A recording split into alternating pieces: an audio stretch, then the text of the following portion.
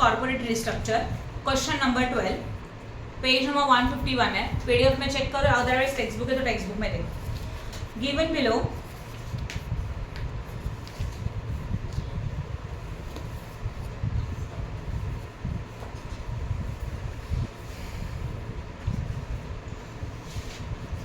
Given below is the balance sheet of the Asmita limited as on 31 March 2016। Balance sheet हमारे पास available है।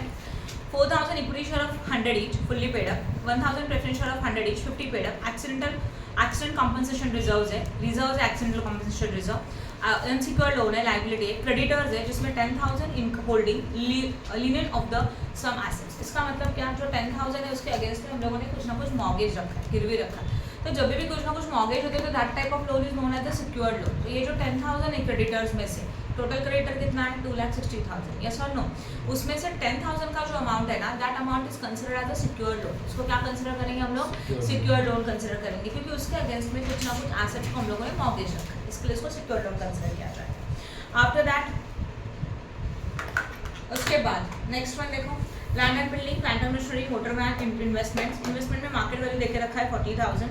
After that they say stock available है, debtors है, and bank balance and profit and loss है। आप मुझे भी बताएंगे this is a profit and loss. Profit and loss को क्या किया जाएगा, यस रिटर्न ऑफ किया जाएगा। जब प्रॉफिट एंड लॉस को रिटर्न ऑफ करेंगे तो CR account debit to PNL, yes CR account debit to PNL. इसका एंट्री आपको सबको क्लियर है।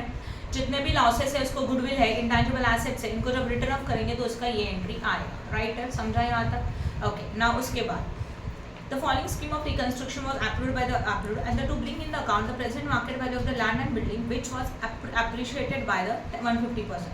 मतलब जो लैंड एंड बिल्डिंग है उसका वैल्यू 150% हो गया। तो 150% हुआ तो एप्रिसिएशन की डेप्रिसिएशन, एप्रिसिएशन कितने से वैल्यू इंक्रीज हो रहा है, 50% से इंक्रीज हो रहा है। मतलब 150 तक, अच्छा बाय 150 है, राइट है, तो 50% से इंक्रीज हुआ, राइट ना। तो अगर 150% से इंक्रीज हुआ तो जितना भी लैंड एंड बिल्डिंग है उसका प्रॉफिट हो रहा है, सीआर क्रेडिट, एंट्री आएगा land and building account debit to CR, और अमाउंट आएगा लैंड एंड बिल्डिंग का 150%। डायरेक्टली बाय बोला है तो बाय बढ़ेगा, समझा? किसी को इस क्वेश्चन में डाउट है क्या, प्लीज़ बताओ मुझे। ऑनलाइन स्टूडेंट समझा जो मैंने सब एक्सप्लेन किया वो? हेलो, नेक्स्ट पे जाऊँ मैं?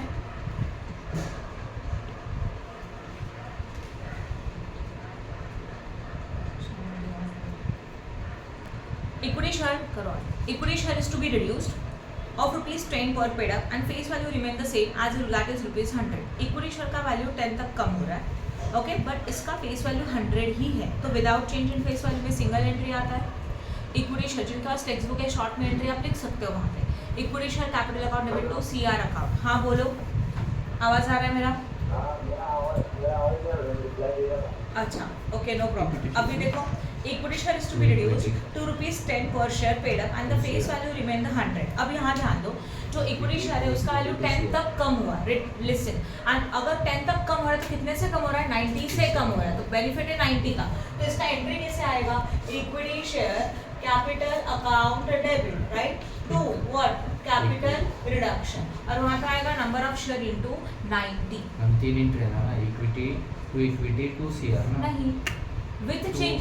यहाँ पे उन्होंने क्या बोला है, face value remains the same. जब फेस वैल्यू सेम है तो हम लोग क्या, कौन सा एंट्री करते हैं, सिंगल वाला एंट्री करते हैं, जहाँ पे सिर्फ प्रॉफिट का एंट्री किया जाता है। जब फेस वैल्यू चेंज हो जाएगा तब हम लोग डबल वाला एंट्री करते थे, equity share capital account debit to equity share to CR. ये फेस वैल्यू चेंज में एंट्री रहेगा, बट अभी उन्होंने क्वेश्चन में क्लियरली बोला our face value remain what, same, बोला है ना, तो सिंगल वाला एंट्री आएगा equity share capital account debit to CR, number of share into 90, क्योंकि प्रॉफिट कितने का हुआ, 90 का। Then preferentials are to be reduced to 10 per share paid up and face value remaining same, again same, preferential reduced हो गया 10 तक, तो single entry होगा preferential capital account debit to CR, number of shares into 90, क्योंकि profit कितने का हो रहा है, 90 का, यस और नो।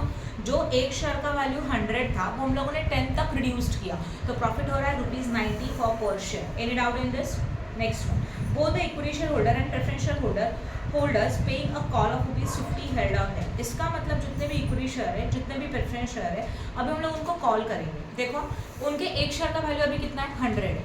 100 में 100 का वैल्यू कितना तक ला के रखा था, 10 तक, तो कितने से रिड्यूस हो गया था, 90 से। अभी हम लोग उनको और कॉल करेंगे, कितने का, 50 का। कॉल करेंगे तो what comes in, cash comes in, right ना। तो अगर इक्विटी शेयर को कॉल किया तो एंट्री आएगा bank account debit to equity share capital, and जितने इक्विटी के नंबर ऑफ शेयर्स है इनटू 50। डन, समझा कि नहीं समझा? क्लियर हुआ यहाँ तक? ओके उसके बाद सिमिलरली देखो उन्होंने बोला प्रेफरेंस शेयर्स को भी कॉल किया 50 रुपीज पर शेयर का। तो again when the call is make on the preference share, जितने भी प्रेफरेंस शेयर्स उनका जब हम लोग कॉल कर रहे हैं तो उसके लिए कॉल किया तो कैश कम्स इन, कौन से शेयर्स का मिल रहा है? Preference shares. Then what will be your journal entry? Bank account debit to preference share capital account, preference shares के नंबर ऑफ शेयर इनटू 50 का कैश मिलेगा, राइट है। कंबाइन एंट्री में कर सकते हो बट बेटर रहेगा अलग अलग करो क्योंकि कैपिटल है तो नंबर्स में गड़बड़ नहीं होना चाहिए, बस बैंक ऐड हो जाएगा एक साथ और कुछ नहीं होगा, ठीक है। Then next one, both the equity share holder, ये हो गया। Unsecured loan to be repaid immediately to the extent of 1 lakh, unsecured loan को आप पेड कर रहे हो 1 लाख तक, लोन पेड किया means cash is goes out, तो एंट्री बनेगा unsecured loan account debit to bank account, समझा। Then unsecured creditor is to be paid, unsecured creditor बोला है, how much is the total creditors? 260 नहीं, हाँ 260 is your total creditor, ध्यान दो board पे प्लीज।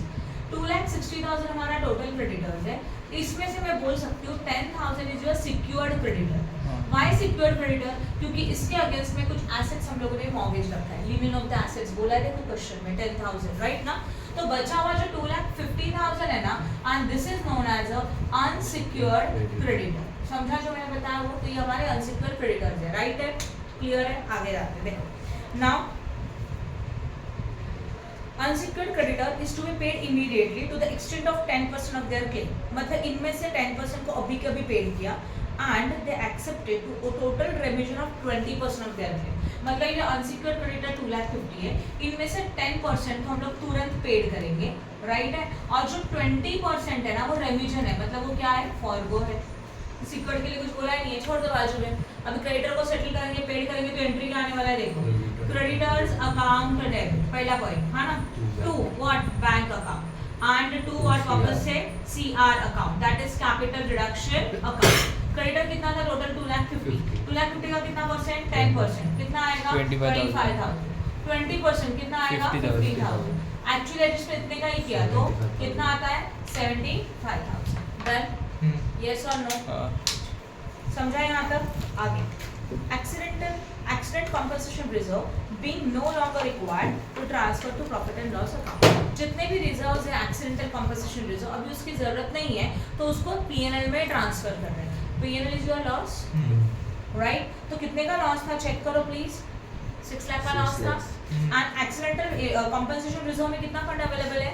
1,50,000 ओनली, यस और नो? समझा। अब प्लीज बोर्ड पे ध्यान दो सब लोग, ये जो एक्सीडेंट कॉम्पनसेशन रिजर्व ना अपना रिजर्व्स है, क्या है अपना? ये रिजर्व्स है। रिजर्व्स का मतलब समझते हो प्रॉफिट्स है, और इन प्रॉफिट के अगेंस्ट में लॉसेस को एडजस्ट करने का। तो उन्होंने बोला है क्लियरली इस प्रॉफिट के अगेंस्ट में क्या एडजस्ट करो? लॉस, और लॉस कौन सा है? पीएनएल वाला। तो इसका एंट्री आएगा accident compensation reserves account debit to PNL account, right है। ध्यान देना, अभी एक्सीडेंट कॉम्पनसेशन रिजर्व में सिर्फ 1,50,000 है और पीएनएल में 6 लाख है, बट अब कितना एडजस्ट करेंगे? 1,50,000। नाउ लिसन, हमारे पास लॉस कितने का था? 6 लाख का था। 6 लाख में से 1,50,000 का लॉस एडजस्ट हो चुका है, राइट। हमारे पास लॉस कितने का था? 6 लाख का था, उसमें से 1,50,000 का लॉस एडजस्ट हो गया, बचा कितना? 4,50,000। और इसको एडजस्ट कहाँ से करेंगे? CR, right. तो हमारे लिए यहाँ पे एंट्री थोड़ा चेंज हो जाएगा। फिर दूसरा एंट्री आएगा capital reduction account debit to PNL and only 4,50,000।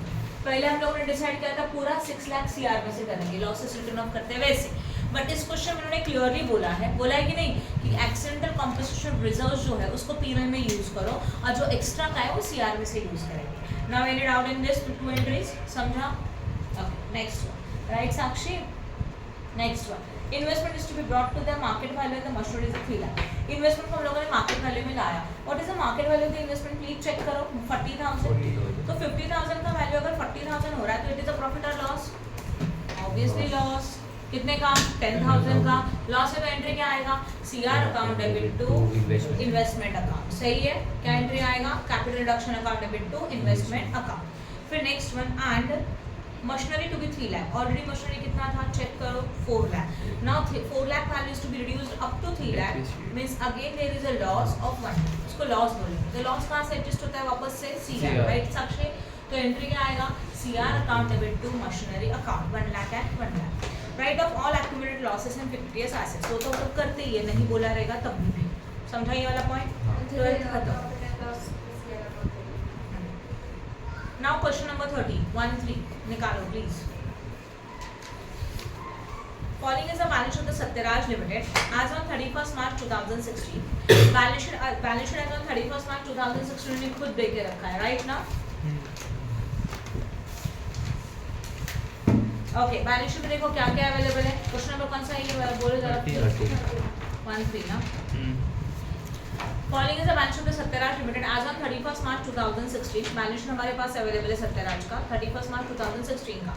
1,60,000 equity share of 5 is fully paid up है. तो 1,60,000 नंबर ऑफ शेयर है जिसके एक शेयर का वैल्यू कितना है 5 है और ये भी क्या है फुल्ली पेड अप है. Then 4,006% cumulative preference share of 100 each fully paid up. 8% debenture of 100 each है. Bank order of 1,50,000. Creditor is what? Creditor तो normal creditor 3,40,360 है. Including 20,000 interest due on the bank overdraft. 20,000 का interest है वो bank overdraft के ऊपर due है. Due का मतलब क्या होता है आउटस्टैंडिंग है. यस और नो? तो ठीक है, इतना तो पता चला. इतना तो पता चला क्रेडिट. ओके, क्वेश्चन नंबर 13 में हमारे पास पहले गुडविल है. गुडविल को हम लोग रिटर्न ऑफ करेंगे as well as profit and loss को भी रिटर्न ऑफ करेंगे, right? Following scheme of reconstruction was approved by the court. Equity share is to be reduced to कितना है 1.25 है ना. Reduced to 1.25 each and then to consolidated into the share of 10 each. देखो clearly बोला है हमारे एक इक्विटी शेयर का वैल्यू 5 था, उसको हम लोगों ने कन्वर्ट किया 1.25 तक, बराबर है. एंड फिर इसको कंसोलिडेटेड किया तो दो एंट्री आएगा. फर्स्ट वाला क्या equity share capital account debit number of share into 5 original value that is 8 lakh. Yes और no? 2 equity share capital number of share into 1.5 जो भी वैल्यू होगा एंड 5 माइनस 1.5 कितना आता है 5 माइनस 1.25 था कितना आएगा 3.75. तो 2 CR में जाएगा equity number of share into 3.75. आपको समझा जो भी मैंने बोला वो? तो with change in face value वाला पहला एंट्री किया, बराबर है. अब देखो एंट्री एक बार वापस रिकॉल करो. Equity share capital account debit जो ओल्ड कैपिटल आता है, 2 equity share capital new capital आता है number of share into 3.75 and 2 sorry number of share into 1.25 and 2 what CR. ये पहला एंट्री समझा सबको? ओके, जब इसको कंसोलिडेट करने का है तो कंसोलिडेशन का एंट्री एकदम कॉमन है. Equity share capital account debit 2 equity share capital, बस इतना ही एंट्री आएगा कंसोलिडेशन का. और इसमें अमाउंट कौन सा आएगा न्यू वाला. न्यू वाला अमाउंट कितना नंबर ऑफ शेयर इनटू 1.25. समझा कि नहीं समझा? इसको रफ करो. हाँ, अब ध्यान दो, मैं बता रही हूँ आपको फिर भी एक बार क्या होता है कंसोलिडेशन में. पहले क्या आता है entry equity share capital account debit. Yes और no? 2 what equity share capital and 2 CR. ये तो सबको क्लियर है? ओके ठीक है. ये जो डेबिट है ना उसको हम लोग ओल्ड बोलेंगे. यहाँ पे आता है नंबर ऑफ शेयर. क्या था नंबर ऑफ शेयर ओरिजिनल वाला 1 लाख कितना था बताओ मुझे? 1,60,000 1,60,000 इंटू 5, राइट ना. तो यहाँ पे आएगा 1,60,000 इंटू 5 कितना आता है 8 लाख. 8 लाख ओल्ड, इसको बोलेंगे ओल्ड. इसका कन्वर्जन किया 1,60,000 इंटू व्हाट 1.25 कितना आता है करो 2 लाख. और फिर ऑटोमेटिकली 8 लाख माइनस 2 लाख यहाँ कितना आएगा 6 लाख. ये नॉर्मल एंट्री हो गया. इक्विटी शेयर का वैल्यू रिड्यूस हो रहा है. अब उन्होंने बोला इसको कंसोलिडेटेड किया 10 में. तो कंसोलिडेशन में एंट्री प्राइमरी लिख दोगे equity share capital account debit 2 equity share capital. Yes और नो? समझा ये वाला एंट्री जो मैंने लिखा है वो? इसका वैल्यू कितना आएगा न्यू का. न्यू का वैल्यू कितना है 2 lakh as well as 2 lakh. सही है. अब अगर मुझे इसके ब्रैकेट में लिखना है तो क्या लिखेंगे यहाँ पे 1,60,000 इंटू 1.25, बराबर है. और यहाँ पे क्या होगा एक शेयर का वैल्यू कितना बना दिया 10. तो 2 लाख डिवाइडेड बाय 10 कितना आता है 20,000. तो नंबर ऑफ शेयर कितना आएगा 20,000. बस इतना चेंज होगा. देखो तो जब ओरिजिनल एंट्री पास करेंगे कैंसिलेशन वाला, राइट अक्षय? ये एंट्री समझा पहला वाला कन्वर्जन ऑफ शेयर जहाँ पे हम लोगों का क्या हो रहा है शेयर का वैल्यू रिड्यूस हो रहा है, नॉमिनल वैल्यू चेंज हो रहा है. तो ये एंट्री किया पहला. और फिर जो न्यू कैपिटल है वो दोनों जगह पे लिखो. और ये वाला जो है वो ओरिजिनल जहाँ पे है वो, और जो न्यू शेयर का वैल्यू कितना 10 है. तो this amount divided by this your number of share. ये कंसोलिडेशन का एंट्री. सब डिवीजन होता है कभी भी यही होता है, कुछ अलग नहीं रहेगा, बस ये चेंज होता है नंबर ऑफ शेयर और कुछ नहीं. समझ में आया कंसोलिडेशन सब डिवीजन? ओके, उसके बाद नेक्स्ट वन इज व्हाट, ये था किसके लिए, इक्विटी शेयर के लिए। Same for the preference shares, 6% preference share is to be reduced to 40 each and then subdivided into the 10 each, no problem. Preference share थे जिसको रिड्यूस किया 40 तक, तो एंट्री क्या आएगा देखो, preferential capital account debit number of share into 100 to preferential capital number of share into 40, तो profit कितने का हुआ 60, ये खत्म। अब इसको सब डिवीजन किया, पहले एंट्री क्या करेंगे, preferential capital account debit to preferential capital, ये जो न्यू वाला कैपिटल है दोनों में लिखो, यहाँ पे आएगा नंबर ऑफ शेयर इनटू 40, यहाँ पे आएगा नंबर ऑफ शेयर इनटू 10 में कन्वर्जन किया ना हम लोगों ने इसका, तो बस नंबर ऑफ शेयर चेंज हो जाएगा। समझा आप लोगों को? नंबर ऑफ शेयर लिखना कंपल्सरी तो है नहीं, बट लिखोगे तो अच्छा रहेगा। सम टाइम इसी नंबर ऑफ शेयर के बेसिस के ऊपर आगे कुछ एंट्रीज आता है, तो नंबर ऑफ शेयर्स पता होने चाहिए। डन? ओके, आगे का इंटरेस्ट एक्रूड, अच्छी तरह से सुन लो। Interest accrued but not due on 8% debenture for half year ended 31st March 2016 has been provided in the above has not been provided in the above balance sheet। मतलब interest outstanding है debentures के ऊपर का half year का mean 6 months का, और ऊपर के बैलेंस शीट में वो प्रोवाइडेड नहीं है, मतलब ऊपर के बैलेंस शीट में वो रिकॉर्डेड नहीं है। This is unrecorded liability created, yes और नो? कौन सा लायबिलिटी क्रिएट हो रहा है? अनरिकॉर्डेड। मुझे इसको रफ करने का, रफ करूँ क्या, फोटो ले लो, बताओ फटाफट, टाइम वेस्ट नहीं हो, इससे हो जाएगा फटाफट। इंटरेस्ट डिबेंचर्स हमारा 6 मंथ्स का क्या है, आउटस्टैंडिंग है बाकी, तो पहले हम लोग कैलकुलेट करेंगे इंटरेस्ट ऑन डिबेंचर। डिबेंचर का रेट कितना था 8% और डिबेंचर्स का वैल्यू कितना था, ऊपर जाके चेक कर लो 4 लाख। तो यहाँ ध्यान देना 4 lakh into 8% into 6 divided by 12, करो कैलकुलेट, 16,000 ये हो गया interest on debenture which is active. This is unrecorded liability, now it is generated. आगे क्या बोला गया, has not been provided in the balance sheet, debenture holder have agreed to receive 40% of this interest in cash immediately. Debenture holder बोलते हैं अभी कभी 40% देना, बराबर है? तो अगर ये अनरिकॉर्डेड लायबिलिटी है और इसको पेड करेंगे तो प्रॉफिट की लॉस इनको सीआर का डेबिट। तो एंट्री क्या बनेगा देखो, इसमें से क्लियरली बोला है 40% क्या करें हम लोग, पेड कर रहे हैं, हाँ या ना? तो 40% कितना आता है,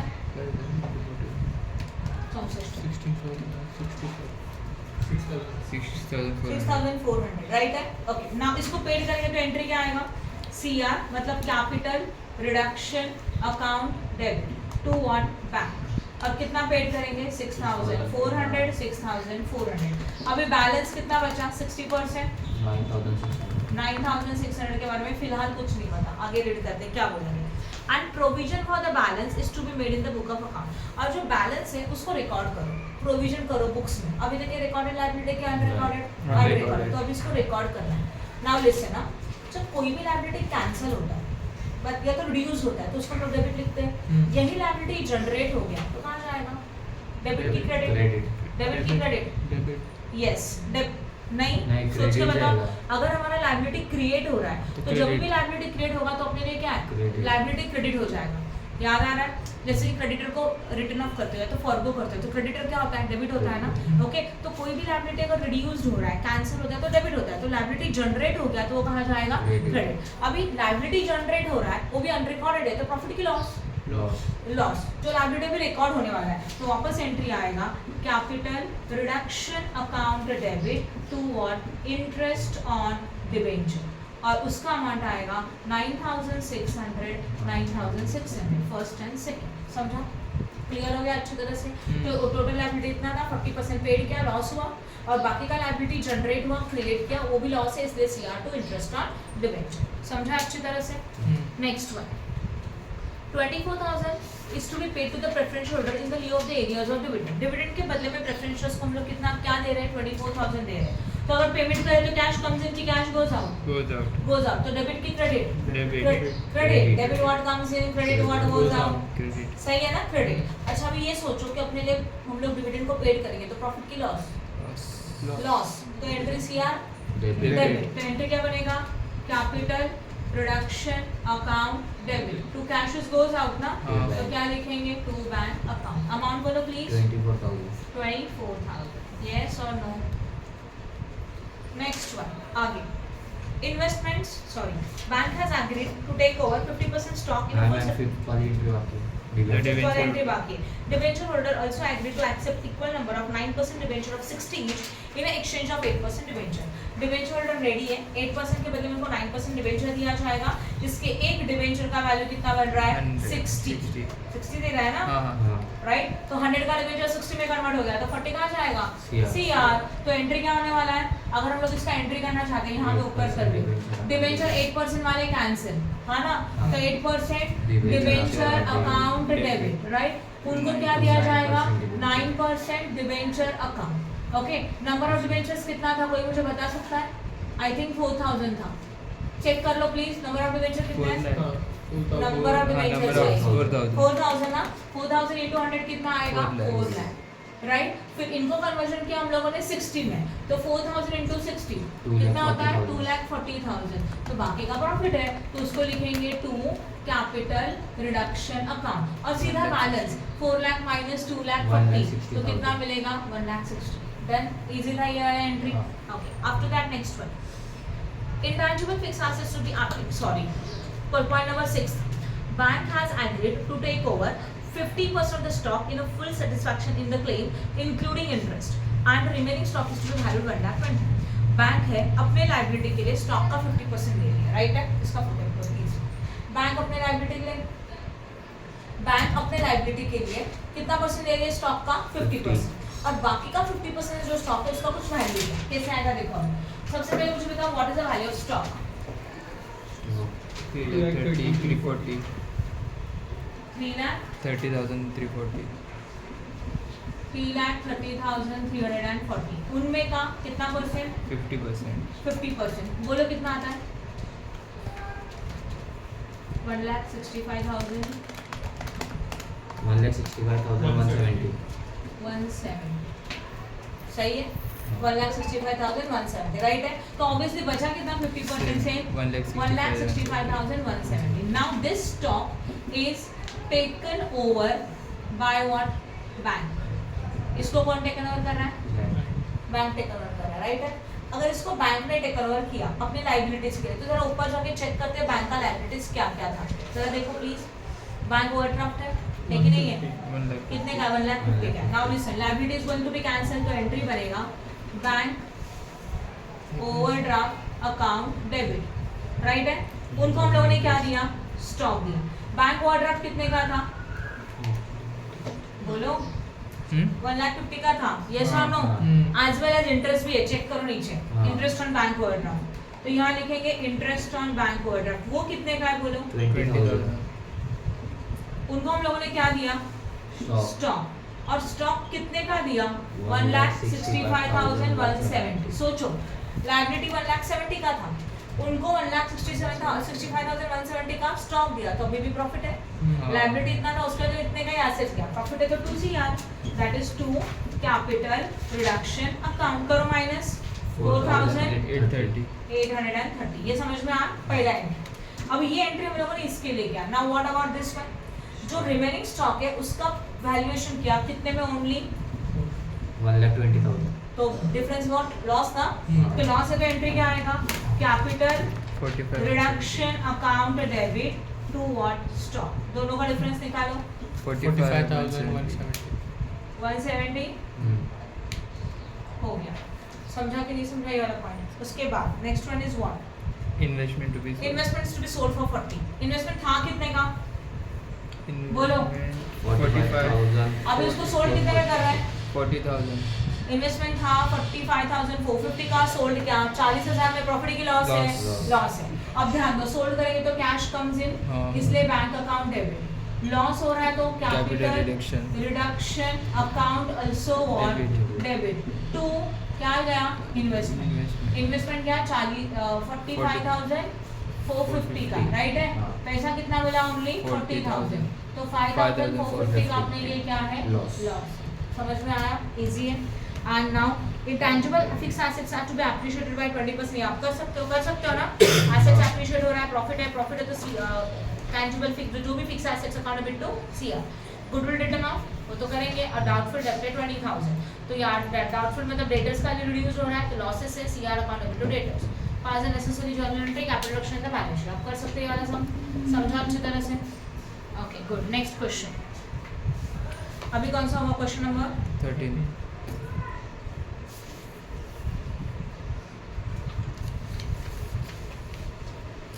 क्वेश्चन नंबर 14 निकालो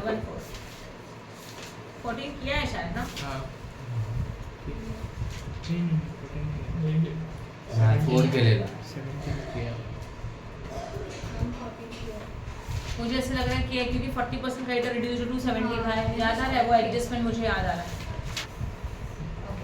The balance sheet of the Vaibhav Limited as on 31st March 2016 is as follows. Liabilities rupees as well as assets and rupees. Okay. Equity share of rupees 100 each. Then fixed assets. ये question में देके रखा है. 6% cumulative preferential of 100 each. 6% debenture of 100 each. Creditor and provision for taxation. अगर okay, question number 16 is already done. So now come to the question number 18, please. Following is the balances appearing in the books of the Nervous Limited as on 31st March 2009. Please observe your balance sheet. There is a printing mistake. Liabilities जो लिखा है उसमें assets लिख के रखे हैं और जो assets है उनको liability लिखा है, right? तो जो भी goodwill है, land and building, plant and machinery, investment and current account and P&L, all these are the assets. Assets में जो goodwill है and profit and loss account इनको क्या करेंगे आप लोग written off करेंगे, पता है ना कहाँ से? CR में से. Okay, and 10,000 cumulative preferential of 100 each, 2 lakh equity share of 10 each, 8% debenture of 100 each, secure on land and building. Debenture interest is what due 40,000. Loan from creditors, loan from director, sorry, and sundry and current liabilities. These are the all liabilities, nothing else. Claim for the damage against the company pending in the court, law amounted 1 lakh. इसका कुछ नहीं करेंगे, आपको इतना पता चला कि कुछ claim है, मतलब 1 lakh का मेरा liability है, but this is a contingent liability. And related to contingent liability, what is the rule? If it is actually paid or settled, then only there is an entry. If it is not paid, उसको paid नहीं किया, settled नहीं किया contingent liability को, तो कोई entry नहीं आएगा. Then no entry, right? For that point. And areas of preference shall be 70,000. इसका भी अगर paid करेंगे तो entry आएगा, otherwise नहीं. उसके बाद the board of director agreed to present the realistic picture of the state of affairs to the company's position, and the following scheme of reconstruction was sanctioned. Point number A, preferentials were reduced to the equal number of fully paid preferential of rupees 80 each. मतलब change in face value. Preferential capital account debit, number of share into 100. 2 preferential capital, number of share into 80. 2 CR, number of share into 20. Right now, equity share are reduced to equal number of fully paid up equity share of 2.50 each. Same. Equity share capital account debit, number of share into 10, 2 equity share capital, number of share into 2.5 and 2 CR, number of share into 7.5. इसमें किसी को कोई doubt है क्या? Both entries are with change in face value because 2 wording is there, right? Yes or no? Next one. Preferential holder waived half of the areas of dividend and 14,000 equity share of 2.20 each fully paid up was issued to them for the balance. Now listen, जितना waive है ना preferentials का, देखो preferentials का dividend ये हमारा contingent liability है. उनमें से अगर paid किया तो entry होता है, waive, forgo, forgotten, जो होगा ना return off उसका किसी का entry नहीं होगा. तो जितना waived है उसका entry नहीं होगा. But कितना आप pay कर रहे हैं उनको? 14,000 equity share दे रहे हैं, एक का value 2.50 है. तो अभी preferentials dividend को आपने equity share दिया, प्रॉपर्टी की लॉस है, प्रेफरेंशियल्स को पेड कर रहे हो तो CR डेबिट, तो एंट्री आएगा capital reduction account debit to equity share capital and amount आएगा 14,000 into 2.5. देन समझा कि नहीं समझा? ओके, इसका पिक लेगा बोर्ड को जो है. Now next entry 8% debentures. या okay, now 8% debenture holder took over a part of the security having a book value is 3,60,000 at 5 lakh in a part satisfaction of their claim, and 1,20,000 equity share of 2.50 each fully paid up were issued to them for the balance. 8% debenture को आप settle कर रहे हैं, right है ना? तो पहले मुझे बताओ कि 8% डिबेंचर का टोटल अमाउंट कितना है, प्लीज बताओ. 10 lakhs. Okay, now please concentrate. 8% debenture हमारे पास है 10, इनमें से 5 लाख हम लोगों ने कुछ दिया. क्या दिया? देखो क्लियरली बोला है 8% debenture took over a part of securities having a book value is 3,60,000. Debenture linens में सिक्योरिटी में क्या रखा था? लैंड एंड बिल्डिंग, है कि नहीं है? तो जो 5 लाख है उनको हम लोगों ने लैंड एंड बिल्डिंग दे दिया, बट कितने वैल्यू का लैंड एंड बिल्डिंग दे दिया? ओनली 3,60,000 का. लायबिलिटी था 5 लाख, सेटल करो 3,60,000 में, तो जो बैलेंस बचा वो कहाँ पे जाएगा? बैलेंस कितना आया फिर?